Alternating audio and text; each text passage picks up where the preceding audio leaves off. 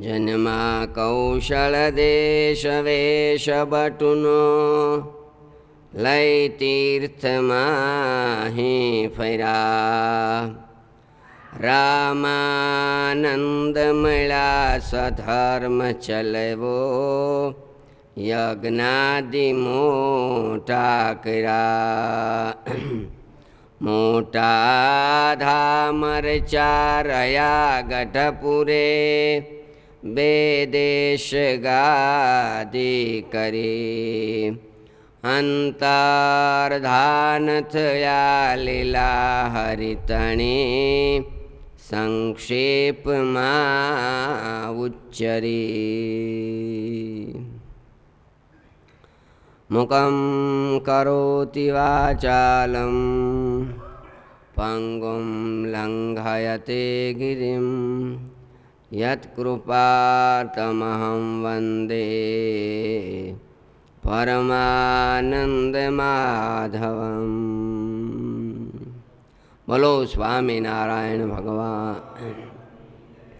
રાધારમણ દેવ, ગોપીનાથજી મહારાજ, કૃષ્ણ કનૈયા લાલ, રામચંદ્ર ભગવાન, વિઘ્ન વિનાયક દેવ, કષ્ટભંજન દેવ, સિદ્ધેશ્વર મહાદેવની જય.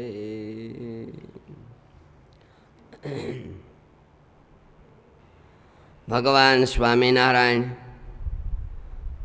ભરતખંડમાં અયોધ્યા પાસે નાના એવા છપૈયા ગામમાં પ્રગટ થઈ. માત્ર 11 વર્ષ 3 માસ અને 1 દિવસ ઘરે રહી. સંમત 1849ના અષાઢ સુધી દસમના દિવસે અયોધ્યાથી ભગવાને વન વિચરણ માટે પ્રયાણ કરી. 7 વર્ષ સુધી લગભગ 13,000 કિલોમીટર 170થી વધારે ગામડાઓ અને શહેરોને પાવન કરી.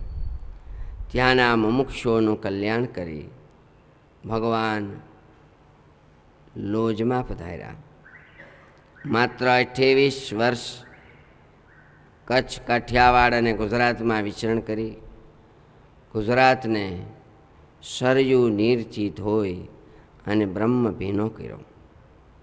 તે સમયમાં ચોરી કરવી, લૂંટફાટ, ગામડાઓ ભાંગવા, ગાયોના ધણ વાળવા, આ બધું રોજબરોજ થયા કરતું. કોઈ કોઈની હંજા નહોતી. ખેડૂતોના કઢામણા થતા હતા. લોકોને કાચા ચીભડાની જેમ કાપી નાખતા. હાથમાં હથિયારો રહેતા. લોકો પીડાતા. બાળકીઓને દૂધ પીતી કરતા. સતી થવાના રિવાજો હતા.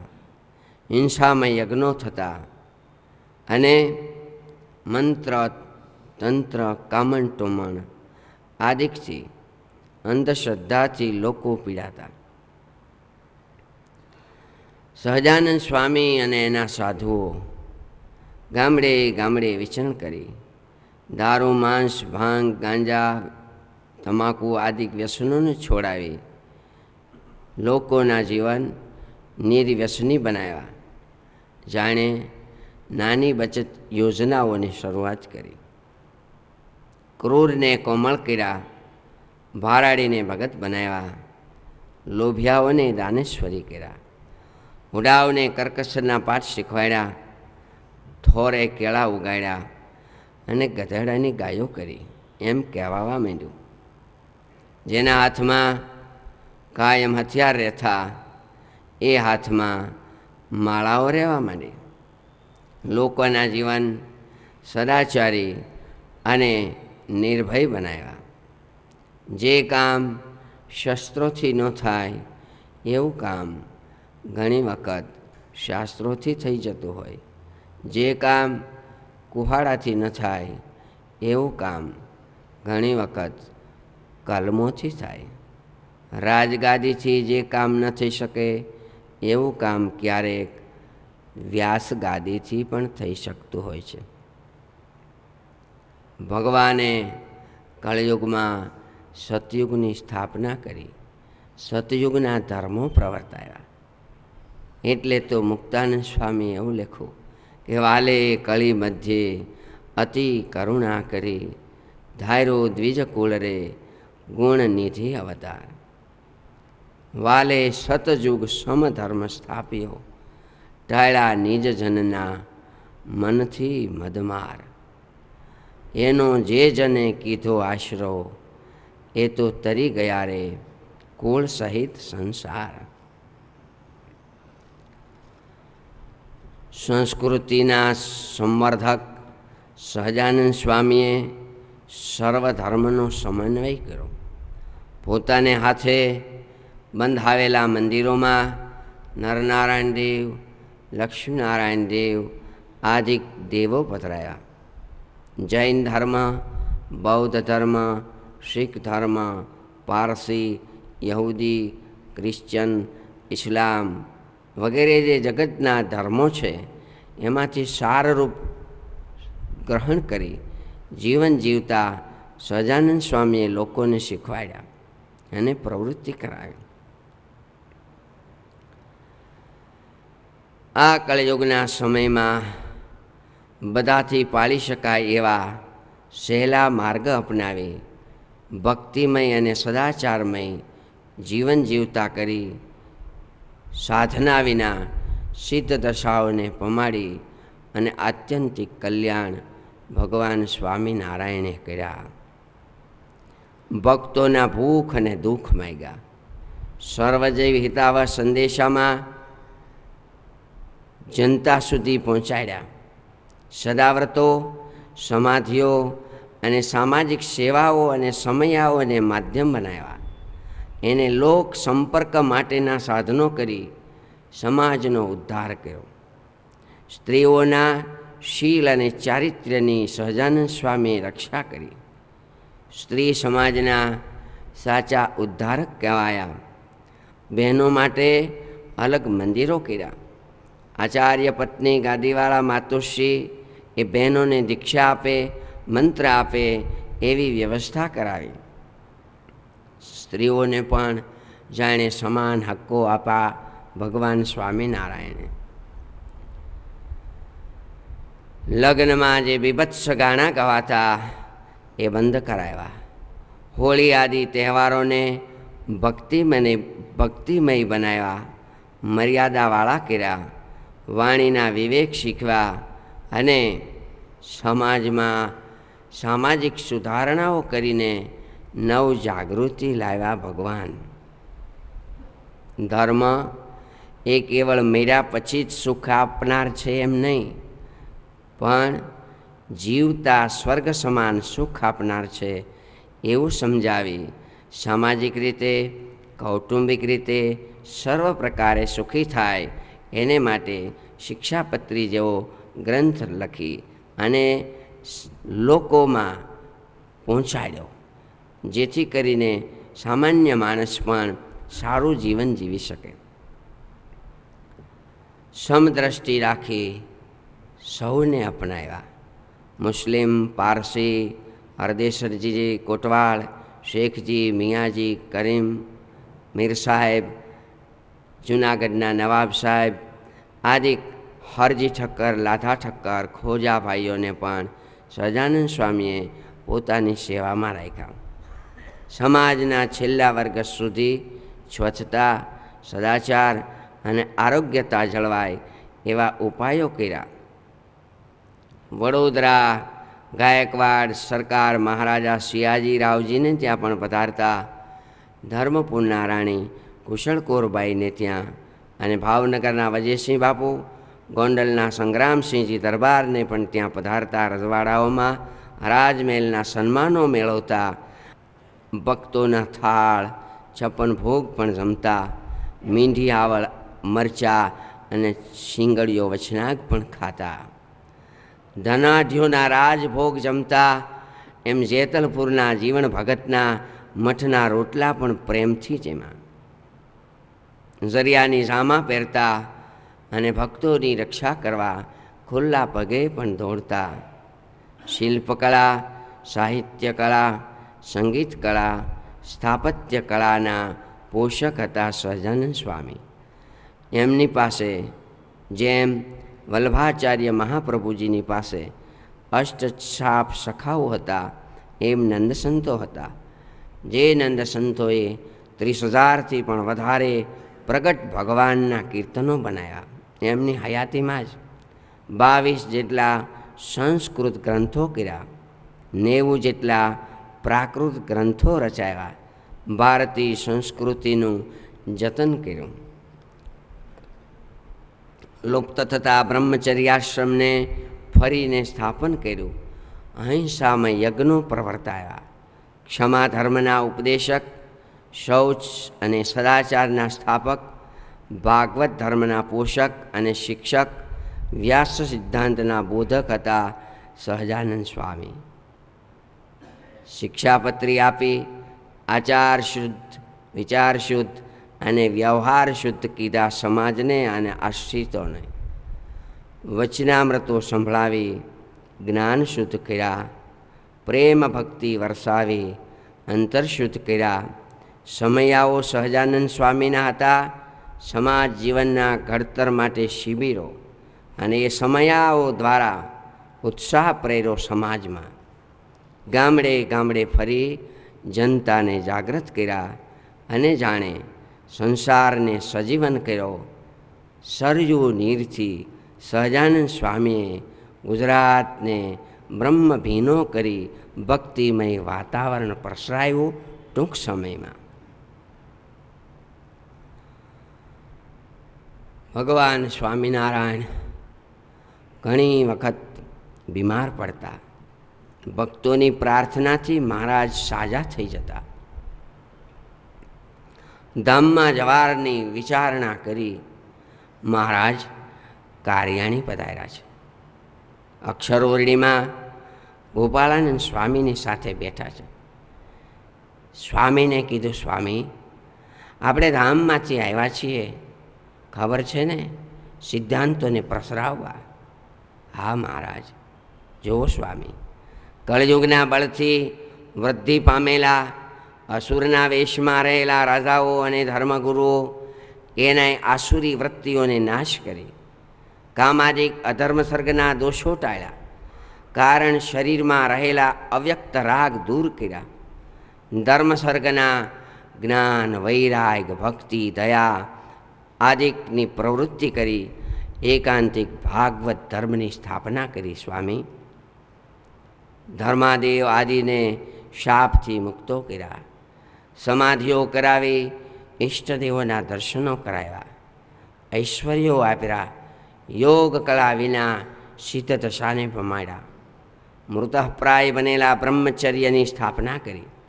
સ્વામી, દેવ અને બ્રાહ્મણોનો મહિમા વધાર્યો. આચાર્યોની સ્થાપના કરી. સમાજમાં જે જે સુધારણાઓ કરવા પડે એવા સુધારણાઓ પણ કર્યા. યોગ અને ક્ષેમની જવાબદારી ભક્તોની લીધી. અંતકાળે તેડવા હોવાના કોલ દીધા. મારા જનને અંતકાળે જરૂર મારે આવું. મને એમ લાગે છે સ્વામી, જે માટે આ અવતાર પૃથ્વી ઉપર લીધો છે એ કાર્ય બધું જ પૂરું કર્યું છે. હવે કાંઈ બાકી નથી. જે કારણ હું આવ્યો તે થયું સર્વે કાજ, કેડે કરવા નવ રહ્યું એમ કહ્યું મહારાજ. યદર્થમ અવતારોયમ મનુષ્યેષુ મયા ધૃતઃ કાર્યમ કૃતમ તત્સકલમ નાવશિષ્ટમ એ કિંચન. મહારાજ ગોપાળાનંદ સ્વામીની સાથે આવી વાતો કરે છે. ફળિયામાં કુવાની પાસે નિષ્કુળાનંદ સ્વામી કુંડીનું કામ કરે છે કે જે કુંડીમાં પાણી ભરાય તો સવારે મહારાજને નળ દ્વારા નવરાવી શકાય. એ કુંડીને ટીપતા હતા. સ્વામીને થયું, મહારાજ ઘણી વખત ત્યાં ગોપાળાનંદ સ્વામીની સાથે બંધ બારણે બેસીને વાતો કરે છે. શું વાતો કરતા હશે, સત્સંગ કરતા હશે. લેને જરા સાંભળવા જાઓ. ગારાળા હાથે સ્વામી બારણાની બહાર ઊભા રહ્યા. તળથી ઝીણું ઝીણું કાંઈક સાંભળાતું હતું. અંતર્યામી ભગવાને નિષ્કુળાનંદ સ્વામીને એમ કીધું, સ્વામી તમારું કુંડીનું કામ કરો. નિષ્કુળાનંદ સ્વામી પાછા કુંડી કરવા માટે ગયા. વળી થયું મહારાજ કાંઈક ધામમાં જવાની પર્યાણું કરતા લાગે છે. રહેવાનું નહીં એટલે પાછા આવ્યા. વળી કાન માંડ્યો. વળી મહારાજે કીધું, સ્વામી તમારું કામ કરો કુંડીનું. ભગવાન શ્રીહરિ પર્યાણ કરી અને હવે ગઢપુર પધાર્યા છે. જીવન લીલા સંકેલવાનો સમય જાણે આવ્યો હોય, માન્યો હોય એમ મુમુક્ષુઓને શીખવાડવા માટે મહારાજ હવે તીવ્ર તપ કરવા માંડ્યા. સર્વમાંથી વૃત્તિ પાછી ખેંચી લીધી. અત્યાર સુધી ભક્તોના ભાવ પૂરા કરવા ભારે ભારે વસ્ત્રો ધારણ કરતા એ હવે બંધ કરી દીધું. કોઈ ફુલહાર લાવે તો કંઠમાં પહેરવાને બદલે હાથમાં લઈ લેવા માંડ્યા. મહારાજ મહારાજ અમે તમને ગળામાં હાર ફેરાવીએ નહીં, હવે મને હાથમાં આપો. ધીમે ધીમે મહારાજ ઉદાસ થવા માંડ્યા છે. અખંડ પોતાના સ્વરૂપનું ધ્યાન કરે છે. મૌન રાખે છે. એકાંતમાં બેઠા રહે છે.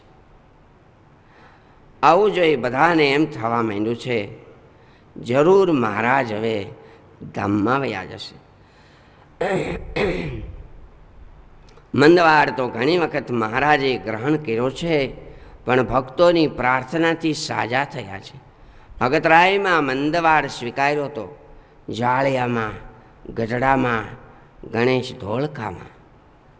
પણ આ વખતનો મંદવાડ જુદી રીતનો છે.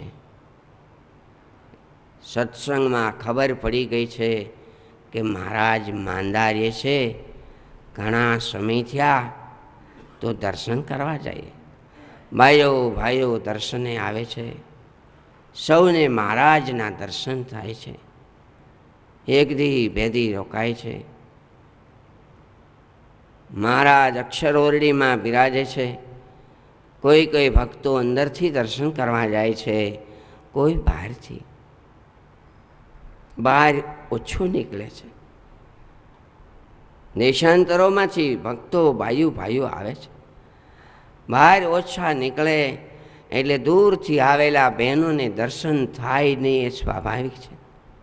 કેમ કહેવું કે મહારાજ જો ઘડીક બહાર ઓસરી માટે લે તો અમને એ બાને દર્શન થાય. આખા અને પીપળાણાથી લાડકીબાઈ સંઘ લઈને આવ્યા છે. ફળિયામાં ઘણી વાર બેઠા રહે. એક દી બે દી થયા, પણ મહારાજ બહાર ઓછો નીકળે છે. ઘણા બહેનો ઉદાસ થઈને જવા માંડ્યા છે. લાડકીબાઈ 5-7 દી સુધી રોકાણા, પણ મહારાજના દર્શન ન થયા. હશે મહારાજને આપણને દર્શન નહીં દેવા આવે. ઉદાસ થઈ અને સંઘ ધીમે ધીમે પાછો વળ્યો. હવે મહારાજે સાજા થવાની રીત અપનાવી. જાણે અમે સાજા થઈ ગયા. થાળ જમે છે. દાદાના દરબારના ઓગણા બારની ઓરડાની ઓસરીએ થાંભલીએ ટેકા દઈ મહારાજ થાળ જમે. ફળિયામાંથી હરિભક્તો, દૂર દૂરથી બહેનો, સાધુ સંતો દર્શન કરે છે. મહારાજ સભામાં પધારે છે. ક્યારેક લક્ષ્મીવાડીએ પધારે છે. આવેલા ભક્તોને ભગવાન કહે છે, જોવો ભાઈઓ, હવે અમને સાવ સારું થઈ ગયું છે, તમે હવે હવ ઘરે જાઓ, હવને સારા સમાચાર દેજો, અમને હવે કાંઈ વાંધો નથી. 2 ટક થાળ જમે છે.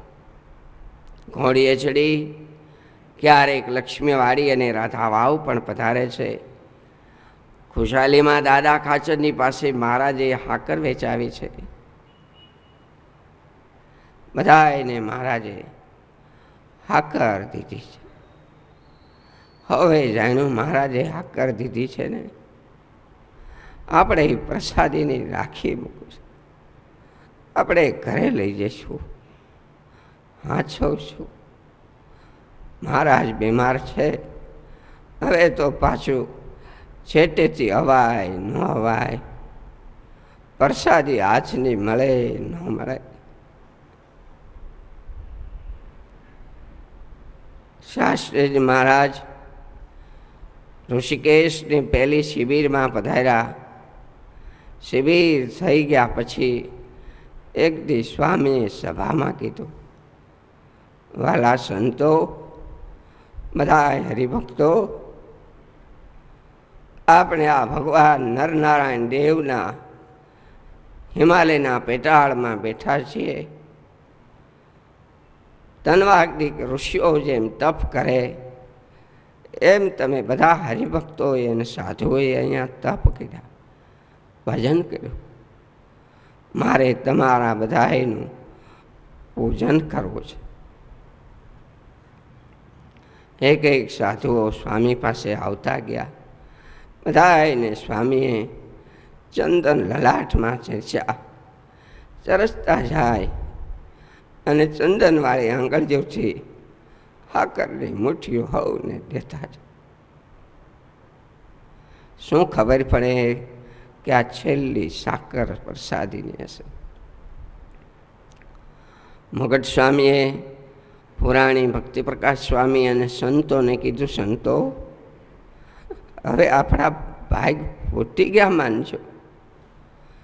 આપણને આખી જિંદગી સ્વામી સાથે રહ્યા, કોઈ દી હારા વેણે આપણને બોલાવ્યા નથી. આપણને કાયમ સ્વામી આપણા ભલાને માટે દેખા જ કર્યા છે, પણ આજ આપણું પૂજન કર્યું એટલે એમ લાગે છે કે સ્વામી હવે જાજુ નહીં રહે. અને બન્યું પણ એવું. ઋષિકેશની શિબિરમાંથી આવી ટૂંક સમયમાં સ્વામી ધામમાં ગયા. અહીંયા બધા ભક્તોને મહારાજે હાકર આપી. સંતો ભક્તો ગયા, પણ જેની બીક હતી એવા સુરાખાચર અને બ્રહ્માનંદ સ્વામી હજી છે, એ જતા નથી ગામડે કે ગામમાં. સુરાખાચરને બોલાવીને મહારાજે કીધું, દરબાર, તમે ગ્રહસ્થ છો, ઘણા દી થયા છો, કામકાજ હોય, હવે તમારા ગામ તમે જાઓ. મહારાજ, અમે ઘણું તમારી ભેળા રહ્યા, થોડાક દી રહી. મહારાજ, તમે હાજા માજા છો ને, અમે ત્યાં જઈએ તો અમારો જીવ અહીંયા છે. નહીં દરબાર, તમે જોવો છો ને અમે હાજા થઈ ગયા, જાઓ જાઓ, અમારી આજ્ઞા છે, જાઓ. દરબારને થયું મહારાજની ઈચ્છા છે કે હું અહીંયા ન રહું, હું ગામડે જાઉં. ભલે મહારાજ, તમારી ઈચ્છા છે તો હું જાઉં. બ્રહ્માનંદ સ્વામીને બોલાવ્યા છે. સ્વામી, જૂનાગઢનું મંદિર થાય છે, અધૂરું છે, તમે આવ્યા છો. મંદિર કરતા હતા જ્યારે મોકલા ત્યારે ગુણાતીતાનંદ સ્વામીને પણ સાથે મોકલા. ગુણાતીતાનંદ સ્વામીએ તે દી કીધું હતું, મહારાજ, હું તો ગામડે અમે છેટા છેટા જૂનાગઢ દેશના આગા આગા ગીરના ગામડાઓ ફરતા હોય, તમારી ભેગું અમારાથી ઝાઝું રહેવાતું નથી. મહારાજ, હું થોડાક દી અહીંયા રહું, તમે હાજા માદા છો એવું થયા કરે. સ્વામી, અમારા ધામમાં જવાનું ટાણું હશે ને, હે એવું લાગશે તો એ ટાણે અગાઉથી તમને બોલાવી દઈશું બસ. પણ બ્રહ્માનંદ સ્વામી હશે તો મને જવા નહીં દે ધામમાં છે, ત્યાં તમે જાઓ તો જલ્દી કામ થાય. મહારાજે આગ્રહ કર્યો. ઈચ્છા તો નથી, જાઓ સ્વામી. સંતોને કયો તૈયાર થાય.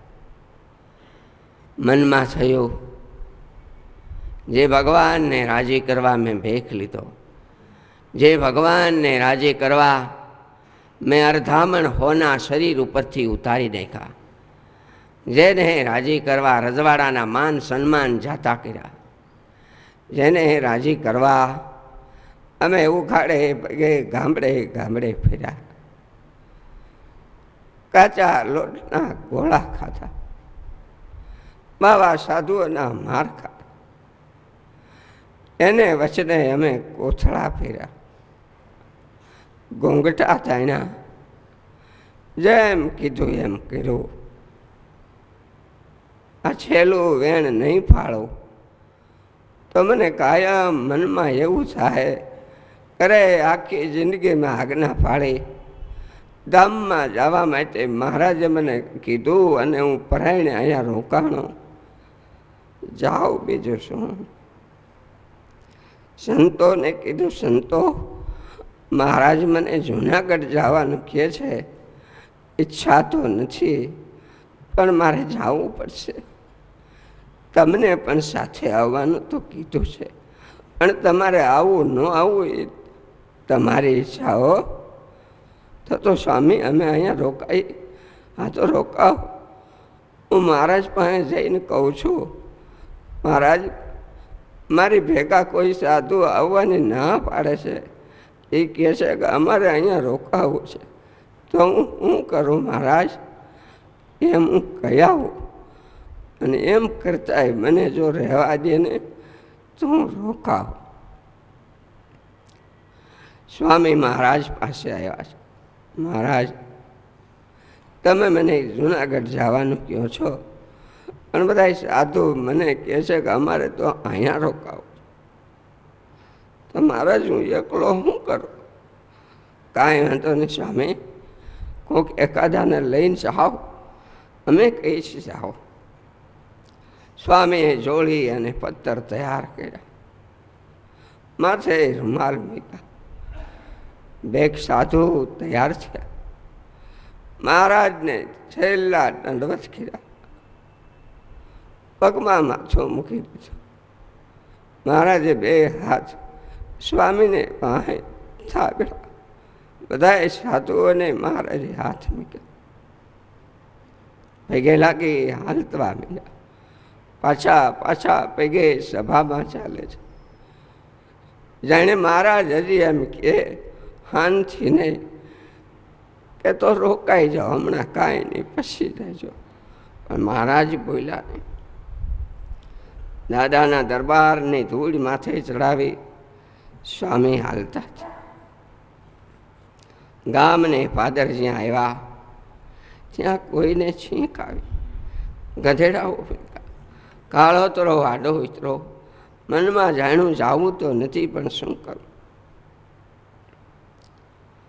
સીમાડે જતા હરણિયાઓ ડાબી બાજુ ઉતરા છે, અને ડાબી બાજુ ઉતરેલા હરણિયાને જોઈ સ્વામીને થયું, હરણ એ જ સુખના હરણ, હરણ એ જ હિંમત હરણ, હરણ એ જ બુદ્ધિ બળ હરણ, અને હરણ અપ્રાણ તનના હરણ. સ્વામી આવ્યા છે જૂનાગઢ, કામ શરૂ કર્યું છે. સુરાખાચાર્ય અને બ્રહ્માનંદ સ્વામીએ વિદાય લીધા પછી એક દિવસ સાંજના સ્વામીએ મહારાજે બધાને ભેળા કર્યા છે. બધાએ બેઠા છે. બધાને પ્રભુએ વાત કરી કે એક હતી ન ભૂલા શ્રીહરિ, બોલ્યા વાણી અતિ બળવીર, થઈ ધીરગીર. શ્રીજી કહે સંતને, હે સંતો તમે બધા ધીરજ રાખજો. આ ધરતી ઉપર આવી અને અમારે જે ભાગવત ધર્મની સ્થાપન કરવી જોઈએ, કરવું જોઈએ, એ બધું કર્યું છે. હવે કાંઈ બાકી નથી. સંતો આજ દિવસ સુધી અમે તમારી બહુ પરીક્ષાઓ કરી. અમારા વેણે તમે ઉઘાડા ભેગે રેખડા, અમારા વેણે તમે શિયાળામાં ઓગાના ઓછ લીધા વિના ખુલ્લા માર્યા. અમારા વેણે તમે કાચા લોટના ગોળા ખાધા, અમે મિષ્ઠાનો જમતા. અમારા વેણે તમે કોથળા પહેર્યા, અમે ઝરિયાની જામા પહેરતા. અમે મોજડિયું પહેરીને વિચરણ કરીને તમે ઉઘાડા ભેગે. અમારા વેણે તમે ખૂબ દુઃખ થયા. સંતો, અમે તમને ઘણી વખત સભામાં અને એકલા ખૂબ ખૂબ તીખા વેઠા. સંતો, એ બધું ભૂલી જાય. અરે મહારાજ, એવું કેમ કહો છો? મહારાજ, એવું નહીં કહો. અમે તો તમારા સેવક છીએ.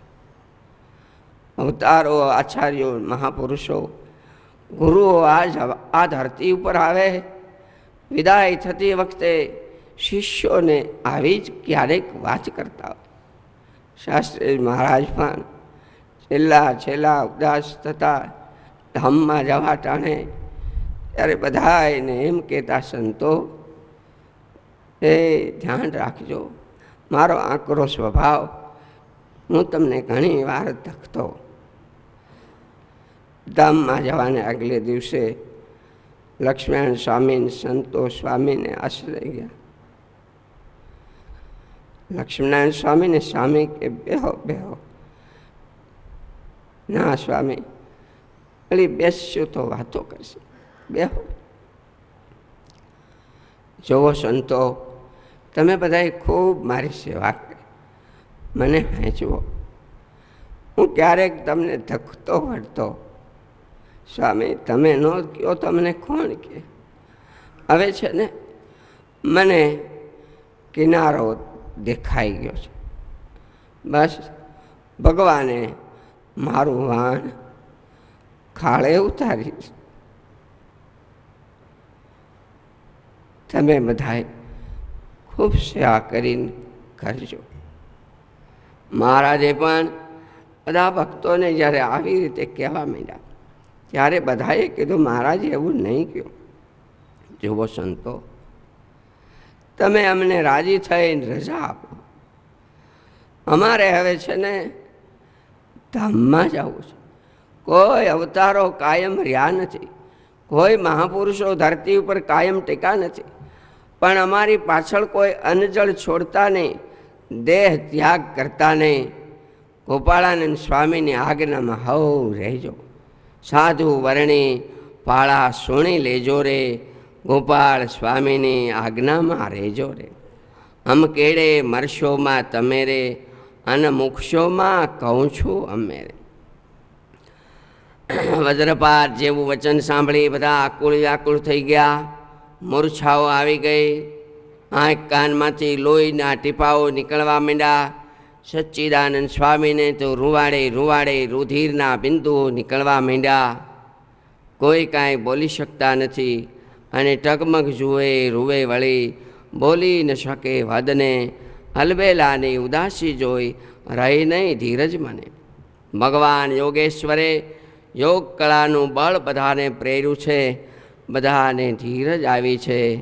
ધીમે રહીને મહારાજને હાથ જોડીને કહેવા માંડ્યા, હે મહારાજ, અમને પણ તમે સાથે લઈ જાઓ. અમારા કોક જન્મના કાંઈક પાપ હોય તો બીજા જન્મમાં ભોગવજો, અમને ભોગવાવજો. પણ મહારાજ, આ વખતે તમે અમને નોધારા મૂકીને નહીં જાઓ. આજ દિવસ સુધી અમૃત પાય અને હવે ઝેર પાવમાં મહારાજ કૂવામાં તરતા આવડતું ન હોય ને રાંઢું બાંધી અને કૂવામાં તરવા માટે મોકલે અને વચ્ચેથી એ જ વ્યક્તિ રાંઢવાને કાપી નાખે તો વેલાનું શું થાય મહારાજ?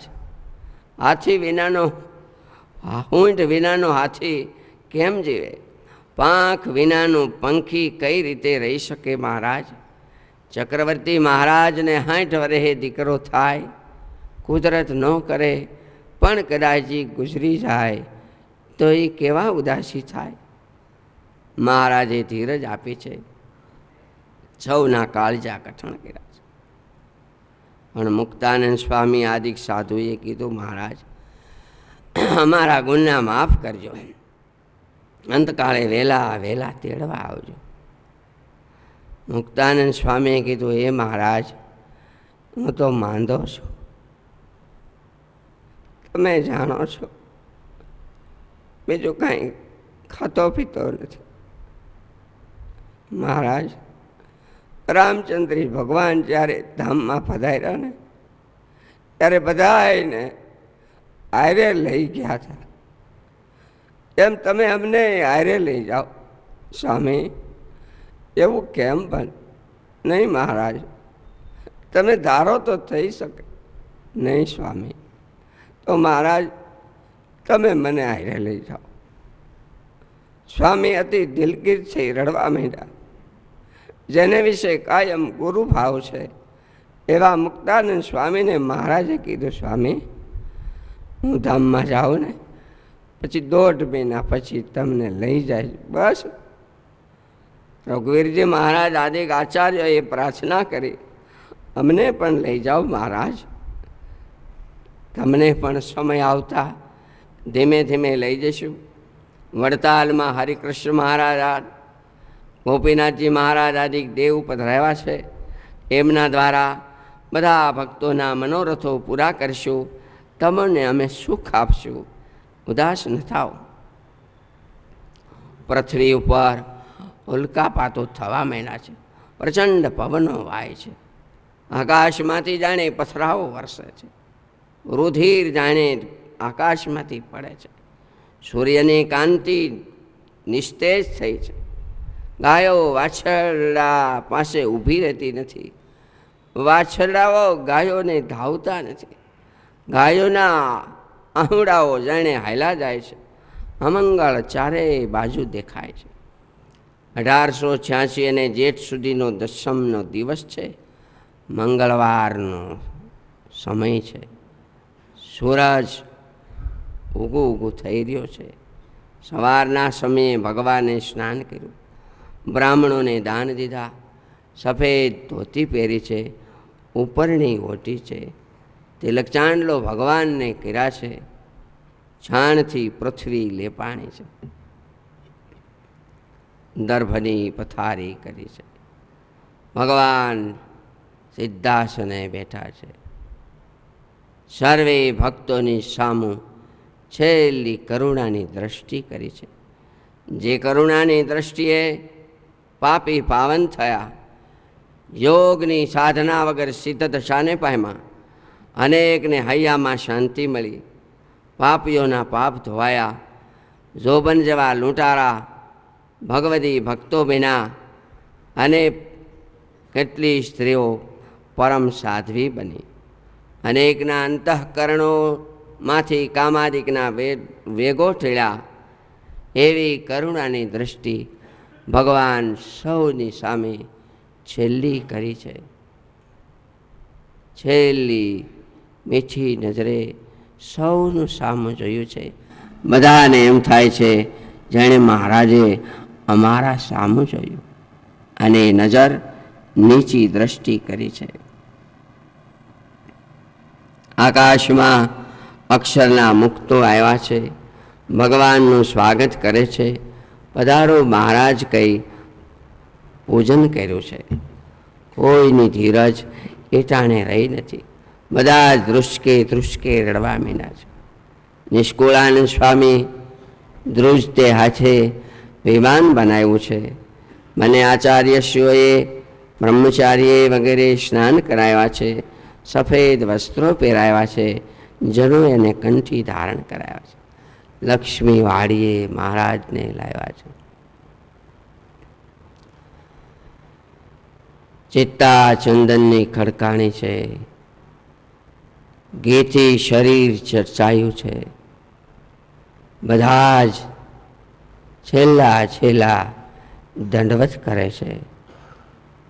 આ દર્શન હવે છેલ્લા છે. હવે આ શરીરના ક્યારેય દર્શન નહીં થાય. પૂજાથી ભેટેલા, છાતીએ ચાંપેલા, નેણાના નિરખેલા, માથે હાથ મૂકતા, જમતા ત્યારે પાસે બેઠા હોય, પાસે બોલાવીને એમ કહેતા, લ્યો પ્રસાદી. એ વેણ હવે ક્યારે સંભળાશે? એ પ્રસાદી હવે ક્યારે મળશે? ભગવાનના આચાર્ય શ્રી અગ્નિ સંસ્કાર કર્યો છે. ચારે બાજુ વાંસળાઓ બાંધ્યા છે. દાદા ખાચરની ધીરજ ખૂટી ગઈ છે. દોડીને જ્યાં અંદર પડવા જાય છે, ગોપાળાન સ્વામી બાવડા ચાલી લીધા. અરે દાદા, મહારાજે આપણને બધાને ચરણના સોગંદ દેવરાવ્યા છે, ખબર નથી આપઘાત કોઈ પ્રકારે નહીં કરવાનો? સ્વામી, બધી ખબર છે, પણ શું કરું? અરે જો ત્યાં આંબાની બેઠક છે ને, આંબે ત્યાં જાઓ, મહારાજના દર્શન થશે. અને જ્યાં દાદા આવ્યા છે તો મહારાજ અને સંતો સભા કરીને બેઠા છે. મહારાજે પાસે બોલાવ્યા, દાદા તમે અમને મરેલા જાણો છો? ગુલાબના હાર પહેરાવ્યા છે એમ કહેવાય છે. સૌ મંદિરે પધાર્યા છે, પણ કૃપાનંદ સ્વામી અને સ્વરૂપાનંદ સ્વામી ત્યાં ને ત્યાં બેઠા રહ્યા છે, રેડા કર્યા છે, અધરાય થઈ ગઈ છે, રડી રડી આંખો પહોંચી ગઈ છે. મહારાજે દર્શન દીધા. દર્શન થતા બે સંતો મહારાજના પગમાં પડી ગયા.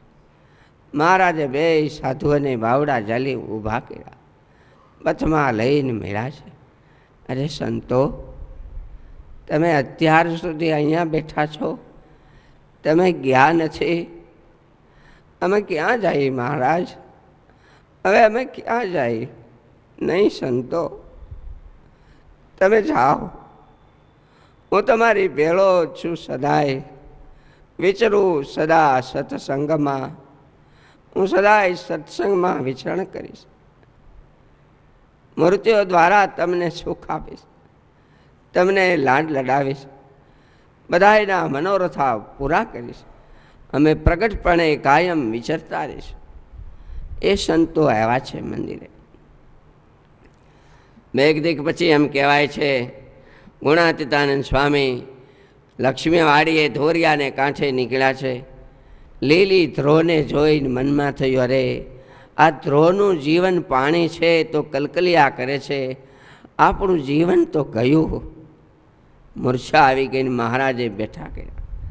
આ બાજુ બ્રહ્માનંદ સ્વામીને સમાચાર દેવા માટે ભગુજીને મોકલ્યા છે. કાળી સાંઠ ઉપર ભગુજી રવાના થયા છે. સવારમાં વહેલા બ્રહ્માનંદ સ્વામી કામકાજ કરવા શિખર બાજુ મંદિર ઉપર ચીડા છે. છેટેથી કાળી હાંઠ આવતી દેખી મનમાં થયું, આ કાળી હાંઠ જરૂર કંઈક કાળા સમાચાર લાવશે. હું અહીંયા આવતો નહોતો, મને મહારાજે પરાયણે મોકલો. કંપાનું દોરડું તૂટ્યું છે, કાના કર્યા, હવે એ પાણો હેઠો નાખ. ભગુજી હાંઠ લઈને ચોકમાં આવ્યા છે, હાંઠને ઝુકાવી છે. બ્રહ્માનંદ સ્વામી ભગુજી પાસે ગયા. ભગુજી સ્વામીના પગમાં ઢગલો થઈ ગયા. ભગુજી, તમે ન બોલો તો હું સમજી ગયો છું, એણે મને છેતરો. હાલો જલ્દી જાય. દેવાનંદ સ્વામી સાથે ભગુજીને હારે હાંઠ ઉપર બેસી જલ્દી કઠડે આવ્યા. બીજે દી પગ્યા છે. મહારાજનો અગ્નિ સંસ્કાર થઈ ગયો છે. સભા બેઠી છે. મુક્તાનંદ સ્વામી, ગોપાળાનંદ સ્વામી આદિક સંતો છે. બ્રહ્માનંદ સ્વામીએ દંડવત કર્યા છે. ગોપાળાનંદ સ્વામીના પગ પકડી અને કીધું, સ્વામી સ્વામી હું છેઠો ગયો, મહારાજને એક દી તો વધારે રાખવા તો. જો મહારાજનો અગ્નિ સંસ્કાર ન કર્યો હોત તો હું બ્રહ્માનંદ મહારાજને બેઠા કરત અને કહેત કે એમને છેતરીને હું કામ વયા જાઉં છું. અને શું કરું સ્વામી, તમે અગ્નિ સંસ્કાર કરી દીધો, હવને ધીરજ આપી છે, હાંજ પડવા આવી છે, હવ હોતા છે. વહેલા સવારે ઉઠી બ્રહ્માનંદ સ્વામી અક્ષર ઓરડીના બારણાની બહાર બેઠા છે. ચારંગી લઈને પ્રભાતિયા ગાવા માંડ્યા. પ્રાત ભયો પ્રાણ પ્યારે, જાગો ગીરધારી. સંતો પાસે નીકળ્યા છે. મુક્તાનંદ સ્વામીને માથે હાથ મૂકીને કીધું, સ્વામી તમે જેને જગાડો છો તો ધામમાં ગયા છે, શુદ્ધિમાં આવ્યા છે. ગોપીનાથજી મહારાજની શણગારની આરતી થઈ છે. આરતીની જ્યોત નીચે પધરાવાની છે, સ્તુતિ થઈ છે. બ્રહ્માનંદ સ્વામીએ જાળી પકડી ગોપીનાથજી મહારાજની સામે હાથ ઊંચો કરી, પાતળીએ હૈરા પ્રાણ બેની મારા, પાતળીએ હૈરા પ્રાણ. એક પદ, બે પદ, ત્રણ પદ ગાવાના છે, 4 પદ. ગોપીનાથજી મહારાજની મૂર્તિમાંથી પ્રગટ થઈ મહારાજે સ્વામીને હાર ગુલાબનો પહેરાવી દીધો. સ્વામી તમે અમને બીજાની જેમ મરેલા માનો છો? અમે સદાય તમારી સાથે જ છીએ. તમારે બીજાને ધીરજ દેવી જોઈએ. દિવસો જવા માંડ્યા છે અને એમ કહેવાય છે મહારાજ ધામમાં ગયા પછી પાણવીના પુંજા ડોડિયાને સમાચાર સાંભળતા અન્નજળ ગળે ઉતર્યા નથી. ટૂંક સમયમાં એ પણ ધામમાં ગયા છે. બધા દુઃખી છે, પણ મહારાજની માણકી વધારે દુઃખી છે. એ મૂંગી માણકી કોને કે રાતથી આંખમાંથી આહુડા પાણા કરે છે. એ ઘાસ ખાતી નથી, પાણી પીતી નથી, ગુમરીઓ નખા કરે છે. અરે મારી ઉપર બેસડાણા ગયા, મારી ઉપર બેસડાણા ગયા. રામના ઘોડાઓની જેવી સ્થિતિ હતી એવી માણકીની સ્થિતિ થઈ. ભગવાન શ્રી રામને ઘોડાઓ ઉપર બેસાડી ગંગાના કાંઠા સુધી જે ઘોડા મૂકવા ગયા હતા એ ઘોડાઓ કોઈ રીતે પાછા આવતા નહોતા. ચિત્રકૂટ બાજુ ભગવાન પધાર્યા પછી ઘોડાઓ રાજમાં આવ્યા, પણ એ ખાતા પીતા નહોતા, કાળા ભટ્ટ થઈ ગયા હતા, રેડા કરતા. કૌશલ્યામાં, સુમિત્રામાં, કઈ માતા પણ ખૂણે બેહીને રેડા કરતા હતા. બધા લોકો અને સેવકો કૌશલ્યા માની પાસે આવીને કહે છે, માં હવે તમે ખૂણે બેહીને આખો દી રેડા કરો, ગણી કે બહાર નીકળો નહીં. અમારા સેવકોએ શું સમજ, થોડીક વાર બહાર આવો, ઘડીક હવની હારે હળો મળો. બહાર આવીને મારે કોના મોઢા જોવા ભાઈ? મોઢા જોવા જેવા રાજવી સ્વર્ગે સીધાયા. રામ સીતા વનમાં કોઠા બોરા ખાય છે. ભરત બાકી હતો તો એણે ખાડો ખોદીને ભેખ લીધી અને નંદીગ્રામમાં રહ્યો. હવે હું કોના મોઢા છું? છતાંય તમારી ઈચ્છા હોય મને બહાર લઈ જવાની તો રામના ઘોડા પાસે લઈ જાઓ. કૌશલ્યામાને દેખી અને રામના ઘોડા અણણાટ કરવા માંડ્યા, આહુડાની ધારું થવા માંડી. માણકીની દિશા એવી છે. સંતો પાસેથી નીકળે છે, એને પીઠમાં તે હાથ ફેરવે છે. મુક્તાનંદ સ્વામી આદિ સંતોએ આચાર્ય મહારાજને કીધું છે, મહારાજ બધાય તો દુઃખી છે વિરહમાં, પણ માણકી દુઃખી છે, એની પાસે આપણે જઈએ. અને મહારાજ તમે ભગવાનના દીકરા છો, તમે અમારા માટે ભગવાનને ઠેકાણો છો. તમે ઘડીક માણકી ઉપર જો બેહો ને તો એને જરીક નિરાશ થાય. બધા માણકી પાસે આવ્યા છે, આંવડાઓ હેલા જાય છે, માણકીની ઉપર પલાણ મુકાણા છે, દળી મુકાણે છે, ભેગડા મુકાણા, ચોકડું ચડાયું. ચોકડાની હરેક મહારાજે હાથમાં લીધી. એક પગ ચોકડામાં મૂક્યો, પણ બીજો પગ ધરતીથી ઊંચો ન થયો. નાખેલો પગ કાઢી નાખ્યો. માણકીને ગળે મહારાજશ્રી બથ ભરી ગયા. માણકીએ પોતાની ડોક મહારાજને ખંભે નાખી દીધી. આંવડા હેલા ગયા.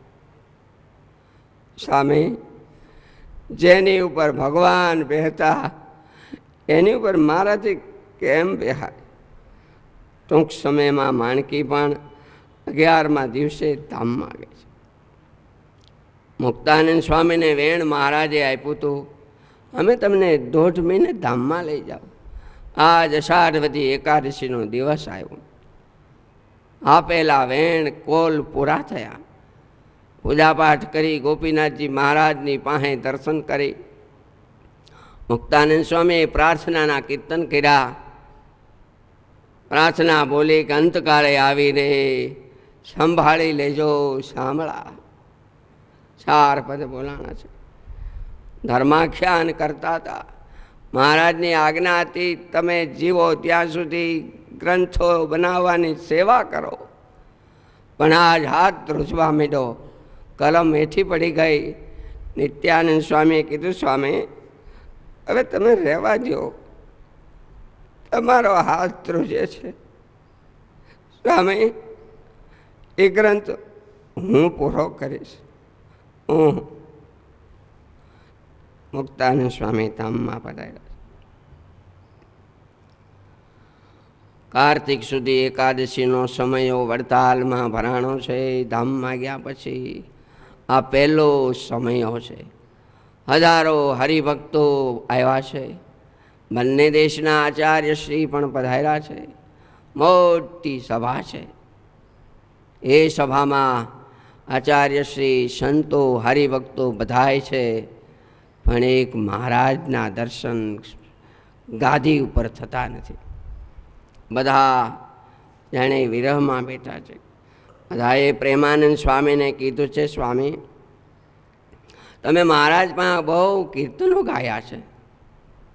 મહારાજ તમારા કીર્તન સાંભળતા હોય ને, ઢોલીએ બેઠા હોય તે કહતા કહતા ઠેઠ એ માથે આવી જાય.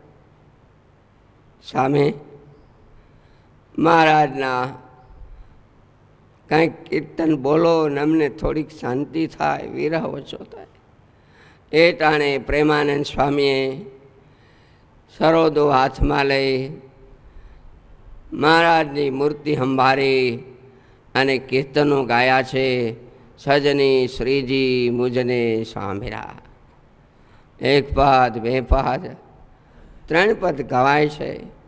દલપતરામ કવિ એવું લખે છે, એ ટાણે 10,000 માણસો હતા, પણ કોઈની આંખું એવી નહોતી કે ભીની ન થઈ હોય, આંવડાઓ આયલા ન હોય. બધાય રડતા હતા. આજ 200 વર્ષ પછી પણ મહારાજના અંતર્ધાન લીલાની વાતો કહીએ અને સાંભળીએ તો પણ આંખોમાંથી આંસુડા હાલ્યા જતા હોય. તો તે દિવસે શું બધાની સ્થિતિ થઈ હશે? બધાને થયું આપણે ગઢડે જઈએ, જ્યાં મહારાજ રહ્યા છે, જેમાં છે, પોઢા છે, એવા સ્થાનમાં એક એક સ્થળે દર્શન કર્યા છે. આ વંસરીએ આવી બેસતા આ ઢોલીડે નટવર છે. લીલુડા લીમડા નીચે સભા ભરાણી છે. આચાર્યશ્રી સંતો ભક્તો છે. શતાનંદ સ્વામી પધાર્યા છે. શતાનંદ સ્વામીએ મહારાજશ્રીએ કીધું છે, સ્વામી તમે ભગવાનના ચરિત્રના ગ્રંથ સત્સંગી જીવન કર્યો છે. મહારાજ ધામમાં ગયા છે. અમારા બધાની ઈચ્છા છે તમે એ કથા જો અમને સંભળાવો તો મહારાજના ચરિત્રો સાંભળતા સાંભળતા એટલા અમારા દિવસો પસાર થાય. અને શતાનંદ સ્વામીએ સત્સંગી જીવનની કથા ગઢપુરમાં 7 દિવસ કરી છે. સાંભળીને બધાને આનંદ થયો છે. ભગવાન સ્વામિનારાયણ ધામમાં પધાર્યા. બધા વિરહાતુર ભક્તો ધર્મમાં રહી ભગવાનની ભક્તિ કરે છે. આજે પણ ભગવાન સ્વામિનારાયણની ભક્તિ કરતા અનેક ભક્તો દેશ પરદેશમાં વસે છે. ભગવાનની પાસે પ્રાર્થના કરીએ, એ ભગવાન અમને પણ તમારી ભક્તિ કરવામાં પ્રેમ થાય, વૈરાગ્યની વૃદ્ધિ થાય, ધર્મની દ્રઢતા થાય અને ભક્તિનું પોષણ મળે એવી અમારા ઉપર પણ કૃપા કરો. સર્વે વાલા ભક્તો, આ વૈશાખ મહિનાના અધિક માસમાં સત્સંગી જીવનની કથા દરરોજ કરી ભગવાનના 2 ગુણ ગાયા. પૂજ્ય દેવ સ્વામીની આજ્ઞાથી આ મહિનામાં ભગવાન સ્વામિનારાયણના ચરિત્રો કયા. ભગવાન ભક્તિનું બળ આપે, ભગવાનમાં મન રહે એવી પ્રાર્થના કરી અને હું અહીંયા પૂરું કરું છું. બોલો સહજાનંદ સ્વામી મહારાજને.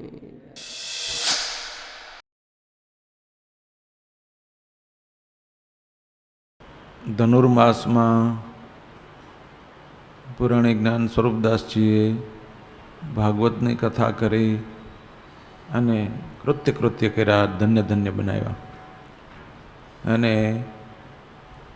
આ પુરુષોત્તમ માસમાં સહેજે આપણને ભજન થાય, ભગવાન સાંભળે અને મહારાજના પુરુષોત્તમ નારાયણના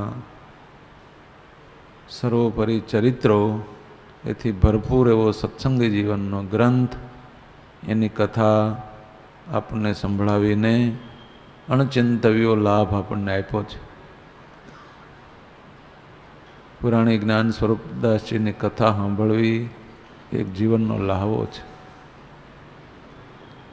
એની કથા પૂજ્ય શાસ્ત્રીજી મહારાજની કૃપાથી હૃદયથી પાંગરેલી અને કોળાયેલી કથા છે.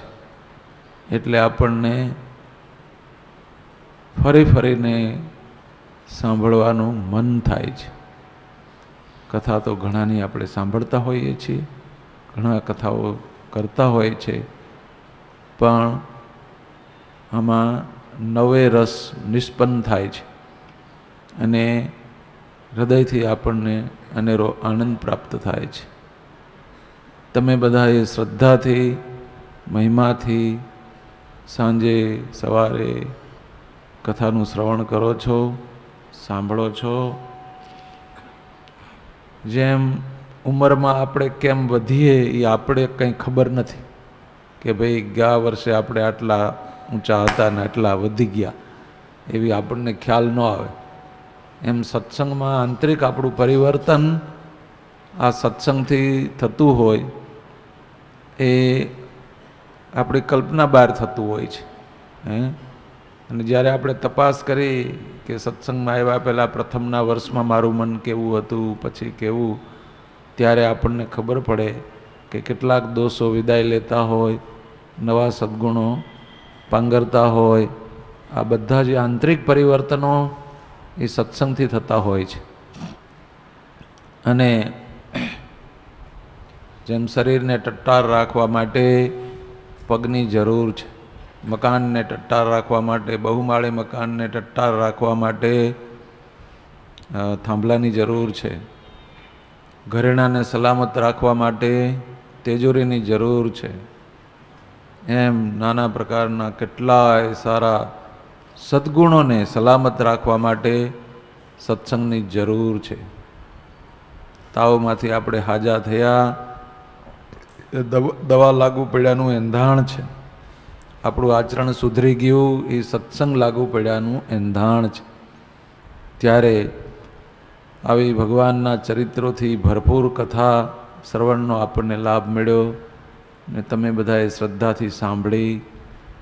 એની એ શ્રદ્ધા પાછી રાખજો.